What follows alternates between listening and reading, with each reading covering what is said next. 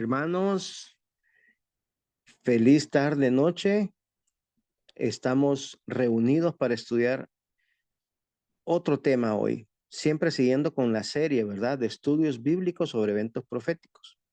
Hoy vamos a estudiar un tema bien interesante. Vamos a estudiar acerca de el juicio y la caída de este cuerno pequeño, del quinto imperio del cual hemos venido estudiando.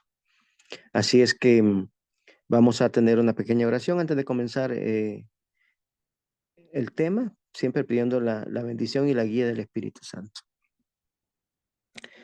Amado Padre, gracias damos, Señor, por tus cuidados, por la tecnología, Señor Santo, por estos medios para poder estudiar tu palabra, Señor. Estamos estudiando esta gran cadena profética que tú has dejado, Padre amado. Estamos aprendiendo acerca de este cuerno pequeño y hoy vamos a estudiar acerca del juicio. ¿Por qué es necesario un juicio? ¿Cómo es que por medio del juicio pierde el poder este cuerno pequeño, Señor?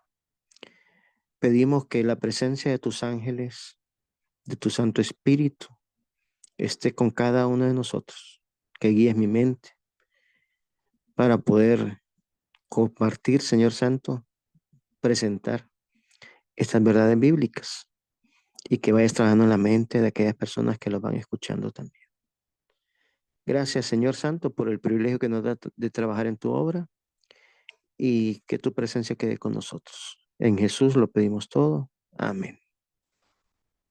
Bien, como dijimos, ¿verdad? Vamos a estudiar entonces el capítulo de hoy. Ya está en el otro libro, en el libro de Daniel 9. Vamos a ver la siguiente diapositiva. Ahí está el título ya. Y se llama El juicio de Dios y la caída del cuerno pequeño. Básicamente, este estudio va a estar mucho basado en Daniel 9. Hay que seguir avanzando también en Daniel 9, pero va a ser en otro programa sobre la historia de estos imperios. Pero estamos haciendo como un pequeño receso que hay siempre en el capítulo 9 de esta cadena profética. Así que el título de hoy, El juicio de Dios y la caída del cuerno pequeño. Vamos a la siguiente diapositiva y nos dice la primera fase del juicio. El juicio tiene tres fases, fíjense. Y vamos a estudiar ahorita entonces la primera fase del juicio. Y para eso entonces vamos a dar varios clics y vamos a leer entonces Daniel 7. Otro clic, hermana. Ahí, gracias. Dice, y dijo así, Daniel 7 del 23 en adelante estamos leyendo. Y dice así, dijo así, la cuarta bestia será un cuarto reino en la tierra, y el cual será diferente de todos los otros reinos, y a toda la tierra devorará, trillará y despedazará. Ya estudiamos anteriormente que este cuarto reino era Roma, la Roma pagana. Y el versículo 24 dice, y los 10 cuernos significan que de aquel reino se levantarán 10 reyes, y tras ellos se levantará otro, el cual será diferente, y a los primeros, de los primeros, y a 3 reyes derribará. O sea que de la Roma pagana iban a salir 10 cuernos, 10 reinos, 10 naciones, ¿verdad? Y que después de esas 10 naciones iba a surgir otro que era diferente. Y que al surgir este otro, iba a derribar a 3 de los primeros, a 3 de los 10 originales. Versículo 25 dice, y hablará este cuerno pequeño, sí, este que sale por último, y hablará palabras contra el Altísimo, y a los santos del Altísimo quebrantará, y pensará en cambiar los tiempos y la ley, y serán entregados en su mano hasta tiempo, tiempos y medio tiempo. Aquí está hablando sobre este cuerno pequeño, sobre ese quinto imperio que ya hemos estado estudiando. Ahora aquí viene el versículo que nos interesa para hoy. Los dos que vienen. Pero se sentará el juez, dice, y le quitarán su dominio para que sea destruido y arruinado hasta el fin. O sea, que entra en una escena de juicio. Y en esta escena de juicio, aquí es cuando este cuerno pequeño pierde el dominio. ¿Sí? Versículo 27 dice, y que el reino, el dominio y la majestad de los reinos debajo de todo el cielo sea dado al pueblo de los santos del Altísimo, cuyo reino es el reino eterno, y todos los dominios le servirán y obedecerán. Finalmente, este dominio que tenía este cuerno pequeño, este quinto imperio, al caer, ¿sí?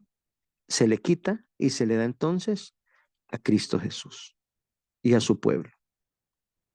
Eso es lo que nos está diciendo Daniel 7 acá.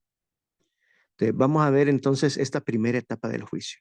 Recuerden que con esta etapa del juicio, esto lo vimos solamente para recordar que con la primera etapa del juicio es que se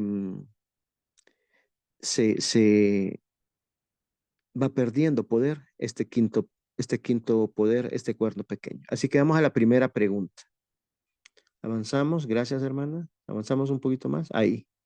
Dice, la primera fase del juicio es llamada el juicio preadvenimiento o juicio investigador porque se lleva a cabo antes de la segunda venida de Cristo. O sea que ahorita se está llevando a cabo. ¿Qué grupo de personas será evaluada en la primera fase del juicio? Mire qué interesante pregunta. En esta primera se está investigando. ¿A quiénes se investiga? Primera de Pedro 4:17. Vamos a ver la respuesta. Dice, porque es tiempo de que el juicio comience por la casa de Dios. Y si primero comienza por nosotros, ¿cuál será el fin de aquellos que no obedecen al Evangelio de Dios? O sea que el juicio comienza primero por la casa de Dios, por los que han dicho ser cristianos. Ellos son los primeros o somos los primeros en que pasamos por esta etapa del juicio. Primera de Pedro 4:17, ahí está clarito. Vamos a ver la segunda pregunta entonces. Todo esto es de la primera etapa, ¿verdad? Del juicio. ¿Cuándo termina el juicio? En su primera etapa, obviamente, ¿verdad? Apocalipsis 22, 11 y 12. ¿Qué dice? Vamos a ver el pasaje. El que es injusto, sea injusto todavía. Y el que es inmundo, sea inmundo todavía. Y el que es justo, practique la justicia todavía. Y el que es santo, santifíquese todavía. O sea que aquí este versículo nos está diciendo que va a haber un momento en que la gracia se va a ver terminado. ¿Cuándo se termina la gracia? Cuando esta primera etapa de juicio esté terminada. Cuando ya estén sellados los 144,000. Ahí se cierra la gracia. Y de ahí para allá ya no hay gracia. Por eso este versículo, ¿sí? Ya no hay gracia. Ahí termina entonces la etapa del juicio. Ya cada quien recibió o el sello de Dios o la marca de la bestia.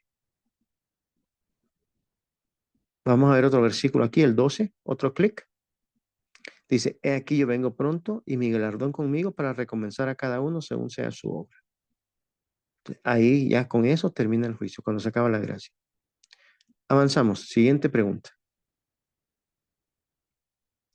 ¿Quién preside el juicio? Daniel 7, 9 y 10. Y vamos a ver entonces la respuesta en la Biblia. Estuve mirando hasta que fueron puestos tronos, y se sentó un anciano de días cuyo vestido era blanco como la nieve, y el pelo como su cabeza de lana limpia. Su trono llama de fuego, y las ruedas del mismo fuego ardiente. Un río de fuego procedía y salían delante de él. Millares de millares le servían, y millones de millones asistían delante de él. El juez se sentó, y los libros fueron abiertos. Entonces, ¿quién preside el juicio?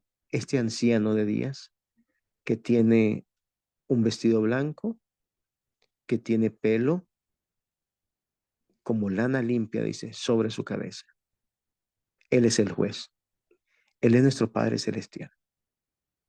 Un río de fuego, dice el versículo 10, procedía y salía de delante de él. Y millares de millares le servían y millones de ángeles asistían delante de él. Entonces, él, nuestro Padre Celestial, preside el juicio. Vamos con la siguiente pregunta. La 4. ¿Quién es el abogado defensor? Miren qué interesante acá. Hay un juicio, nos dice. Hay unas personas que son investigadas, el pueblo de Dios. Hay un juez, ¿verdad? Hay tronos, pero también hay abogado defensor. Interesante, porque todo eso lo vemos aquí en la tierra.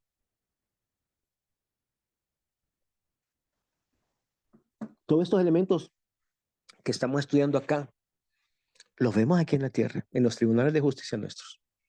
Vamos entonces a ver qué nos dice Primera de Juan 2:1. Hijitos míos, estas cosas os escribo para que no pequéis. Y si alguno hubiera pecado, abogado tenemos para con el Padre, a Jesucristo el justo. Mire, nuestro abogado defensor, ¿quién es? Nuestro Señor Jesucristo. Él es nuestro abogado defensor. El Padre, entonces, en esta etapa, es el juez y el abogado defensor es su Hijo Jesucristo, nuestro Señor Jesucristo. Ahora, ¿quién es el juez? Esto ya lo vimos, pero vamos a reforzar un poco.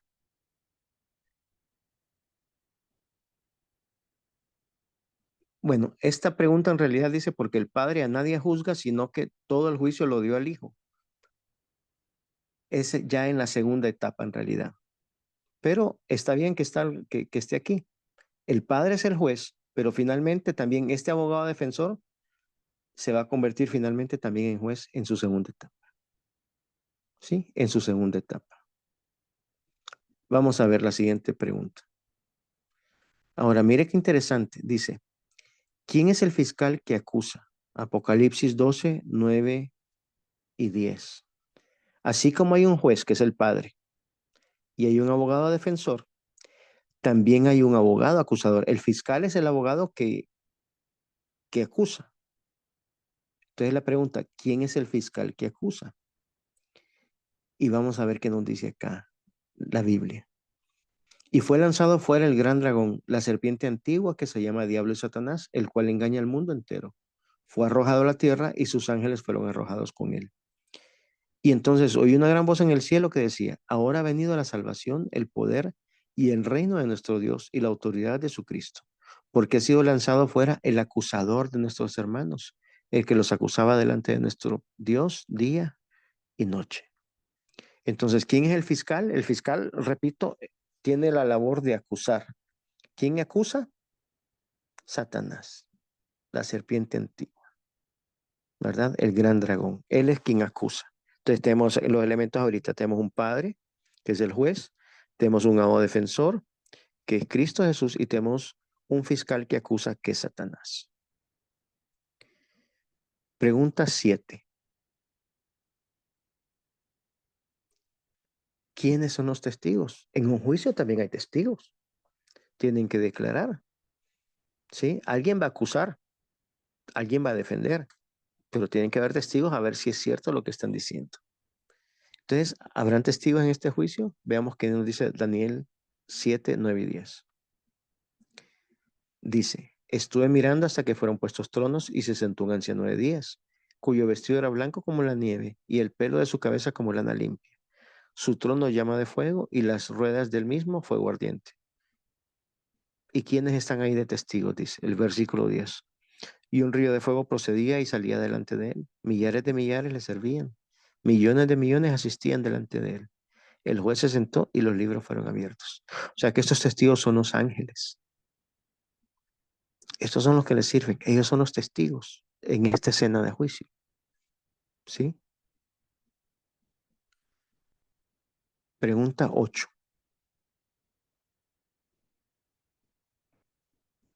Interesante. Dice, ¿cuál es la fuente de evidencia original que se utiliza en el juicio investigador? ¿Qué es lo que se investiga, pues? ¿O cuál es la fuente? ¿A dónde está esa fuente? Mejor dicho.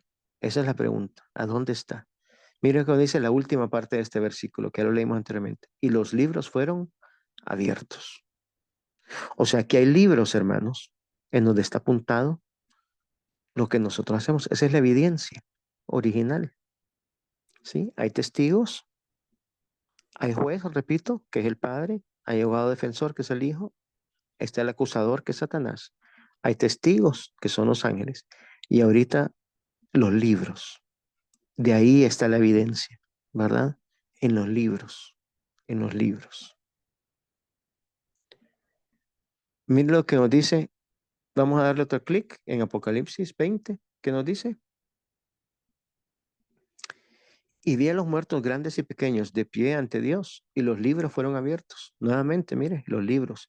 Y otro libro fue abierto, el cual es el libro de la vida, y fueron juzgados los muertos por las cosas que estaban escritas en los libros según sus obras.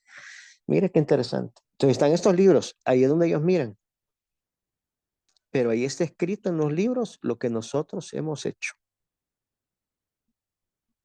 Lo que nosotros hemos hecho en vida está escrito en esos libros. Ahí está un registro fidedigno de todo lo que hemos hecho nosotros. Bien, continuamos.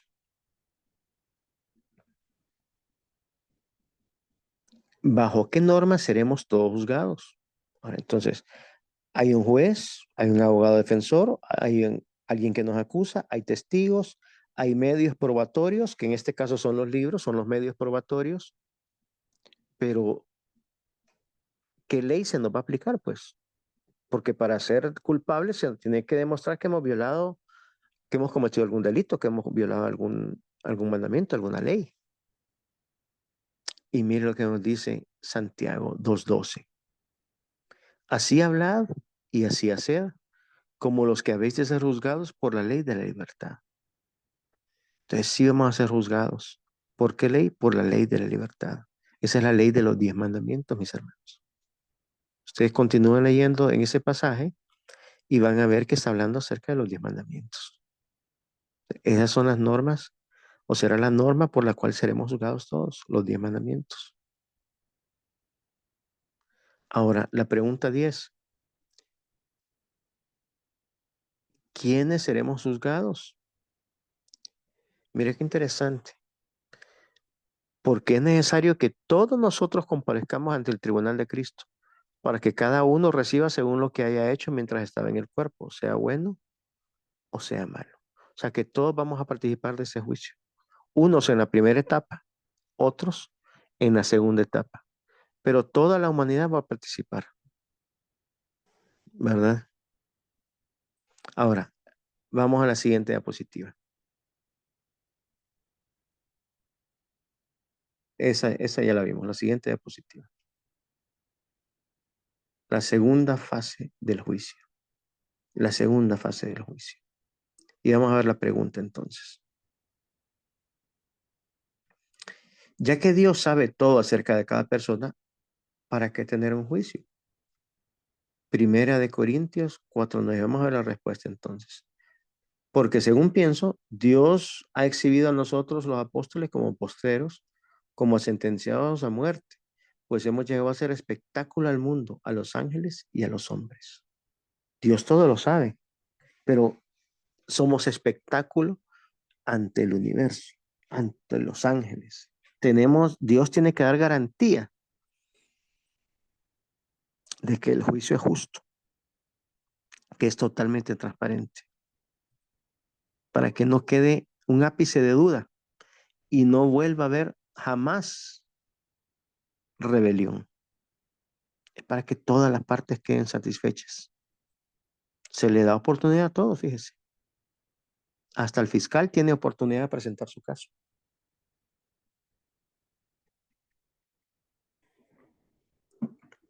Por eso, por eso el juicio. Vamos con la pregunta número 12. ¿Qué porción de la vida de una persona será considerada en el juicio preadvenimiento? ¿Qué porción de la vida? Mire lo que dice Eclesiastés 12:14. Porque Dios traerá a obra toda obra a juicio, juntamente con cosa encubierta, sea buena o sea mala. Lo que leímos en Apocalipsis también. O sea que todo lo que nosotros hacemos está escrito, hay un registro, lo bueno y lo malo que hacemos. Y entonces sobre eso, sobre lo que nosotros hacemos mientras estamos vivos, es que vamos a ser juzgados. ¿Sí? Pregunta 13.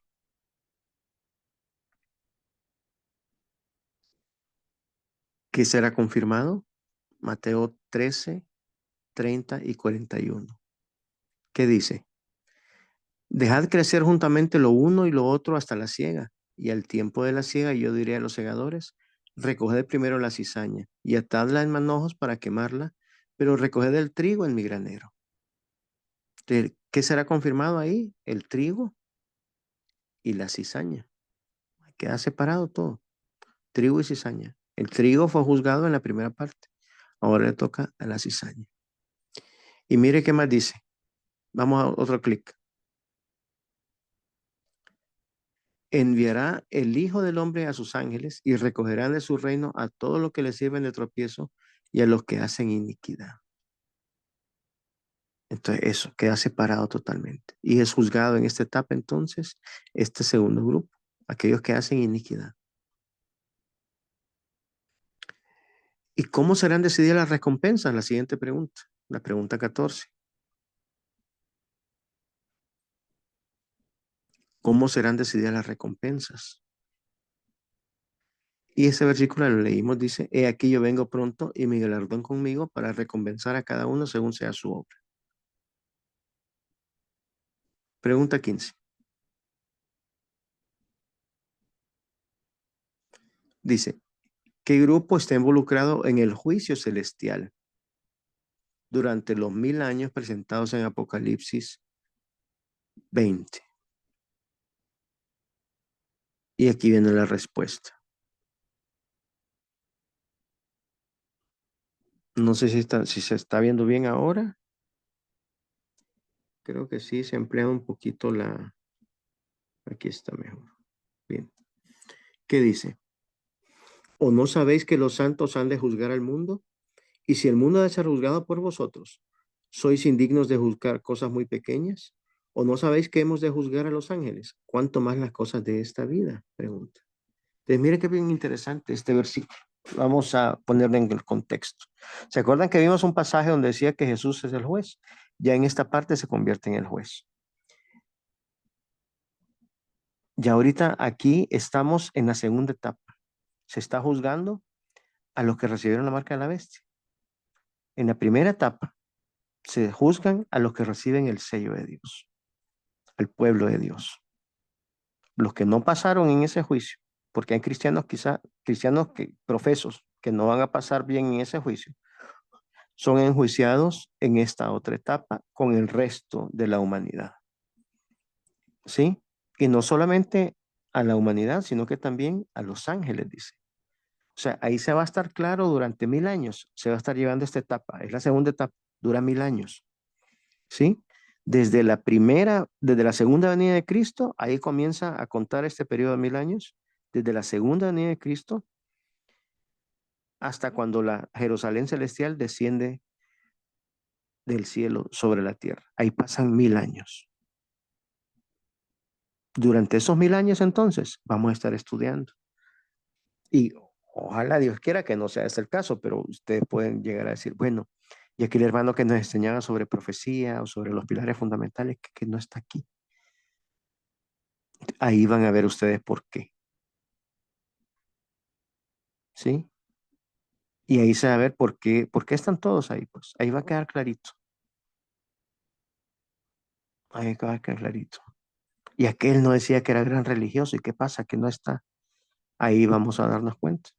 Y también vamos a juzgar en esa etapa a los ángeles, porque también ellos tienen que pagar, porque la paga del pecado es muerte. Y los ángeles caídos, ¿sí? Estamos hablando acá, ángeles caídos, eh, tienen que pagar ellos por ese pecado. Se van a ver los casos, se van a ver cuánta evidencia tuvieron ellos también al inicio. Cuántas veces el Hijo abogó por ellos. Los otros ángeles abogaron también. Y sin embargo no quisieron conocer de Dios. Tendrán que gustar de la ira de Dios, finalmente. Ellos, los ángeles. Igual que el resto del mundo. Igual que el resto del mundo. Aquí está clarito este pasaje. Bien, avanzamos. Siguiente pregunta. Interesante esta pregunta. ¿Cuál es el propósito de esta segunda fase del juicio? Y entonces vamos a ver la respuesta de Apocalipsis 24. Dice, y vi tronos y se sentaron sobre ellos los que recibieron facultad de juzgar. Y vi las almas de los decapitados por causa del testimonio de Jesús y por la palabra de Dios, los que no habían adorado a la bestia de su imagen y que no recibieron la marca en su frente ni en sus manos y vivieron y reinaron con Cristo por 1000 años. Entonces esta gente que resucitó, ya transformados, van a juzgar entonces a estas otras personas, a los grandes perseguidores de la iglesia, al pueblo final, a la población final en el mundo, cuando se haya acabado la gracia,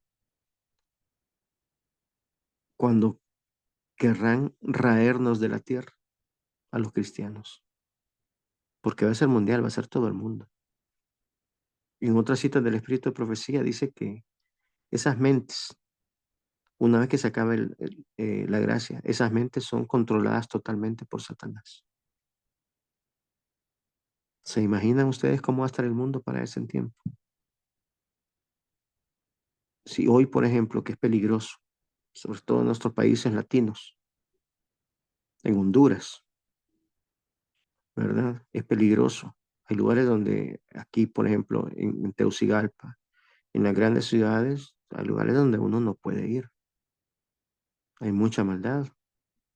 Sale y no entra vivo. No sale, entra y no sale vivo. Pero se imagina cuando todo el mundo esté así.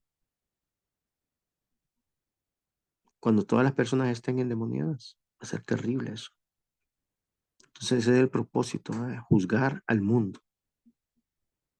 Juzgar al mundo. Ver todas las oportunidades que se le dio a toda la persona y cómo rechazaron cada vez a Cristo Jesús. No quisieron ir con un abogado defensor, pues van a tener que defenderse solitos. ¿Sí? No llevan un representante, no llevan a alguien que abogue por ellos. Bien, vamos entonces a la tercera parte del juicio o la tercera fase del juicio. Entonces, vamos a ver la pregunta. Ya casi estamos terminando. Dice,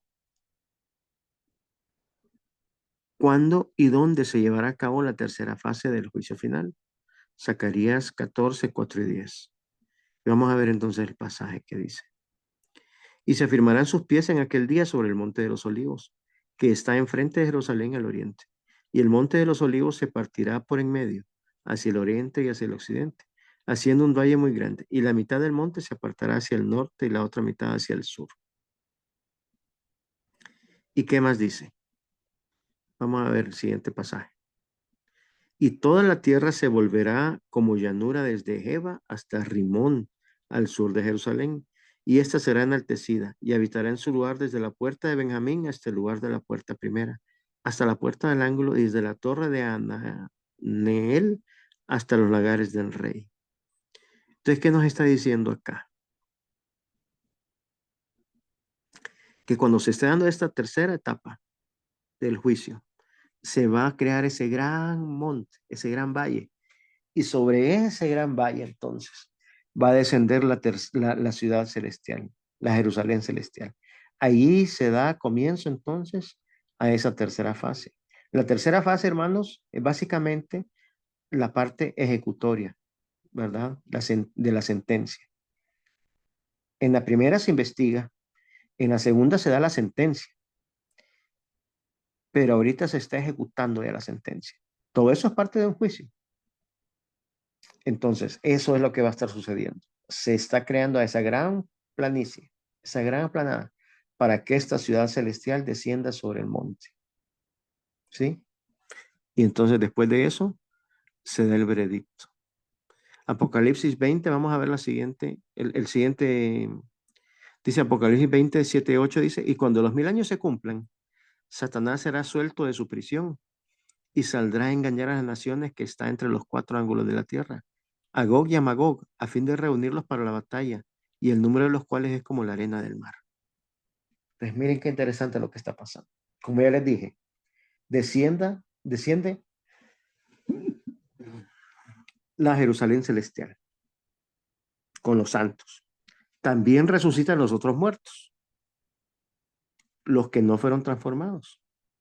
Y al resucitar los otros muertos, Satanás entonces ya tiene a quien engañar. Por eso dice que Satanás es suelto de su prisión. Ya tiene a quien engañar. Ahora, esta gente que resucitó en la segunda resurrección, resucitan con la misma enfermedad que con la que murieron, con la misma herida que les causó la muerte. ¿sí? Si es que murieron es porque hubo algún problema, ¿verdad? Pues con el mismo problema resucitan y obviamente no quieren morir, pues. Satanás los convence, crean armas, dice, crean armas, dice el Espíritu Profecía, y los prepara para esta gran batalla. ¿Por qué? ¿Cuál es el objetivo? Yo siempre me hice esa pregunta. Y es que en medio de esta ciudad que descendió de la Jerusalén celestial está el árbol de la vida. Y esta gente, como ya les dije anteriormente, resucitaron con la misma enfermedad, con el corazón malo, con la herida de bala, con el derrame cerebral, en fin, ya sea que murieron por enfermedad o por accidente, ¿verdad? Porque algún sistema falló, murieron. Resucitan con la misma falla, con el mismo problema. Satanás los engaña y les dice, miren, nosotros somos más, miren, ahí están en esa ciudad, la ciudad es grande, pero nosotros somos mucho más, por mucho. Tenemos aquí grandes soldados, grandes generales. Vamos a hacer armas para invadir esa ciudad y atacarla. Porque se fijan lo que está allá, dice, en medio. Sí, ahí está el árbol de la vida. Si nosotros conquistamos esta ciudad y conquistamos el árbol de la vida, ya no nos vamos a enfermar más. Ustedes se van a sanar. Y yo los he traído aquí para eso, para darles vida a ustedes. Yo no quiero que estén enfermos, yo quiero que se sanen. Vamos a conquistar esta ciudad. Y entonces eso es lo que está sucediendo acá. Se formó la planicie, descendió la ciudad, resucitaron los otros muertos sin ser transformados y ahora se están aprestando para esta gran batalla final. Vamos a la pregunta 18. Que una vez que esta gente resucita, ¿qué sucede? Miren lo que sucede. Vamos a ver. Dice, y subieron sobre la anchura de la tierra y rodearon el campamento de los santos y la ciudad amada y de Dios, de los santos de la ciudad amada, y de Dios descendió fuego del cielo y los consumió. Esa es la ejecución de ese juicio. Por eso es la tercera etapa. Es la ejecución de la sentencia, ¿sí? Nunca se arrepintieron, fíjense. Resucitan después de los 1000 años. ¿Y para qué resucitan? Para seguir haciendo la guerra a Dios. Rodean esta ciudad. Jesús manda que suban todos los muros de esa ciudad. Todo el pueblo de Dios queda dentro de ella. Y del cielo desciende fuego para consumir entonces a todos aquellos impíos, aquellos que no quisieron reconocer a Cristo como el Hijo unigénito de Dios, como un Salvador personal. Ahí termina el conflicto. Ahí se empiezan a quemar todos.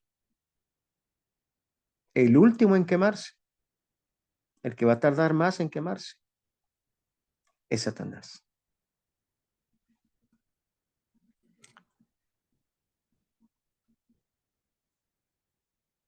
Vamos a ver entonces qué es lo que está pasando. La siguiente pregunta, 19. ¿Qué interrumpe su plan de batalla y cuáles son los resultados? Dice, y subieron sobre la anchura de la tierra y rodearon el campamento de los santos y la ciudad amada. Y de Dios descendió fuego del cielo y los consumió. Y el 10 dice, amplía un poquito más, ¿verdad? Dice, y el diablo que los engañaba fue lanzado en el fuego, en el lago de fuego y azufre, donde estaban la bestia y el falso profeta, y serán atormentados día y noche por los siglos de los siglos. Ahí no significa que queda, hermanos, eternamente, porque el pecado será eliminado de raíz y ramas, dice, sino que la eternidad va a ser mientras duren ellos. No se sabe cuántos días va a tardar, ¿sí? Pero Satanás y sus ángeles van a ser los últimos en ser quemados, los que más van a tardar, pues, en quemarse. Eso es lo que nos está diciendo acá. No que se van a quedar para la eternidad, no. El único eterno es Dios, nos dice la palabra de Dios. Sino que esa eternidad va a ser lo que duren ellos en quemarse. La siguiente pregunta, la 20. Con esta terminamos este estudio. Dice, ¿y qué pasos finales erradicarán el pecado del universo y proveerán un hogar y un futuro seguro para los justos? Malaquías 4.1. Mire lo que dice Malaquías 4.1. Porque aquí viene el día ardiente como un horno, y todos los soberbios y todos los que hacen maldades serán stop. Aquel día que vendrá los abrazará, ha dicho Jehová de los ejércitos, y no les dejará ni raíz ni rama. O sea, van a quedar como ceniza. Sí, la ceniza ya no se puede quemar. Usted pone una hoja de papel a quemar y se está quemando, se está quemando, se está quemando, pero finalmente se hace ceniza. Y ahí ya no le puede volver a meter fuego. Pues así va a pasar entonces con el mal, con Satanás, con los ángeles y con aquella parte de la humanidad que lamentablemente va a ser la mayoría, no quiere saber nada de Dios. Así que ese es el juicio de Dios. Así es como este cuerno pequeño pierde poder finalmente. Recuerden que esta es como una historia, ¿verdad? Estamos llegando hasta el final de la historia aquí. Pero Dios siempre repite y expande, repite y expande. En la próxima reunión vamos a ver cómo está repitiendo esto y está expandiendo, da más detalles cada vez más. Así es que, hermanos, espero que haya quedado claro esto sobre el juicio, ¿verdad? Hay un juicio en realidad, creo que es el tema más importante hoy. Hay elementos del juicio y para qué es cada etapa del juicio. ¿Sí? Finalmente, al final de este juicio, como ustedes pueden ver, este cuerno pequeño que persiguió a los santos, que intentó cambiar los tiempos de la ley, también va a perecer, también se va a quemar. Pues bien, ese ha sido el estudio de esta semana. Les escucho el próximo martes, si Dios quiere. Un fuerte abrazo a todos, hermanos. Que Dios les bendiga.